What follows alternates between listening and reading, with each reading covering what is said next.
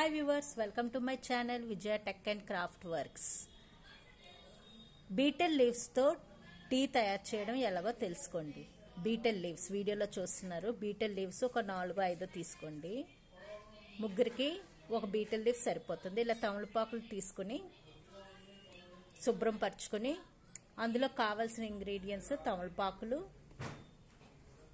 Salt, lemon, water. వీడియోలో కనబడుతున్నట్లు 3 glasses water తీసుకున్నాం. ఈ గ్లాస్తో వాటర్ 3 గ్లాసెస్ వేసుకుని తమలపాకుని లేదా స్మాల్ పీసెస్లో కట్ చేసుకుని బాయిల్ చేయాలి. ఇలా పెట్టి ఇది తమలపాకులు ఒక 20 మినిట్స్ బాగా మరిగి వాటర్ బాగా మరిగాక తమలపాకులో ఉన్న సారం అంతా వాటర్లోకి దిగుతుంది. కొంచెం ఉప్పు యాడ్ చేసుకోవాలి, సాల్ట్. ఇది బాగా మరిగాక స్టవ్ ఆఫ్ చేసి కొంచెం చల్లారాక లెమన్ పిండుకోవాలి. లెమన్ పిండుకొని